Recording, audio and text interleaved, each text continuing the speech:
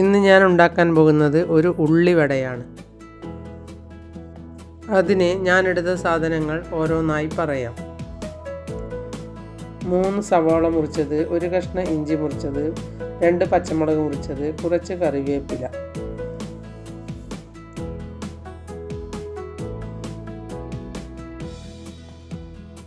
ഇവയെല്ലാം ഒരു പാത്രത്തിലിട്ട് നല്ലതുപോലെ ചേർത്തെടുക്കാം.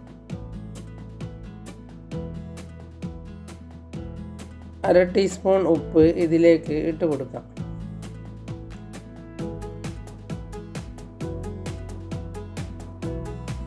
ഇനി എല്ലാം കൂടി ചേർത്ത് നല്ലതുപോലെ കൈകൊണ്ട് തിരുമ്മിയെടുക്കാം.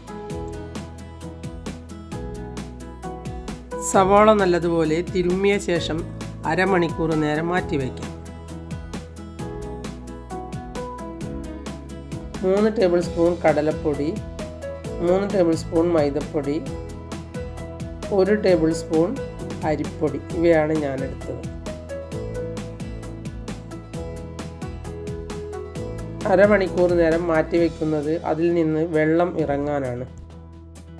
ഇതിൽ നിന്ന് വെള്ളം ഇറങ്ങി വന്നാൽ വേറെ വെള്ളം ചേർക്കേണ്ടതായി വരില്ല. ഇത് ഉണ്ടാക്കുമ്പോൾ എണ്ണ നല്ലതുപോലെ ചൂടാവുകയും വേണം. മീഡിയം ഫ്ലെയിമിൽ വെച്ചുമാണ് ഉണ്ടാക്കേണ്ടത്. ഇനി 1 കഷ്ണം സവോള ഈ എണ്ണയിലേക്ക് ഇട്ട് കൊടുക്കാം. എണ്ണ ചൂടായിട്ടുണ്ടെങ്കിൽ സവോള പെട്ടെന്ന് മുകളിലേക്ക് പൊങ്ങി വരും.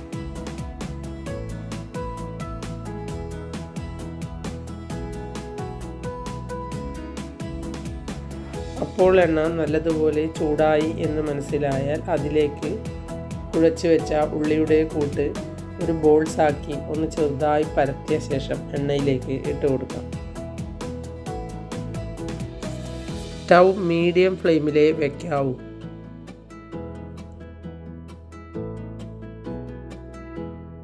ഹൈ ഫ്ലെയിമിൽ വെച്ചാൽ അതിൻ്റെ ഉള്ളു വേവില്ല.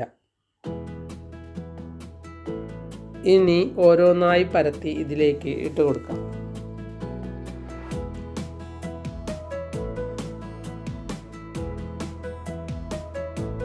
ഇത് സിമ്പിളായി ഉണ്ടാക്കാൻ പറ്റുന്ന ഒരു ഉള്ളിവടയാണ്.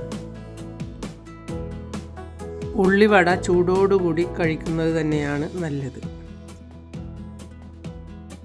ഇനി ഇത് നല്ലതുപോലെ ഒരു ഭാഗം ആയി എന്ന് കണ്ടാൽ മറിച്ചിടാം.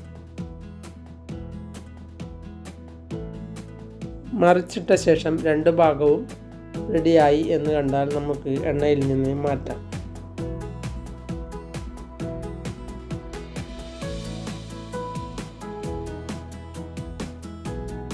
ഇനി ബാക്കിയുള്ളത് കൂടി ഇങ്ങനെ ചുട്ടെടുക്കാം.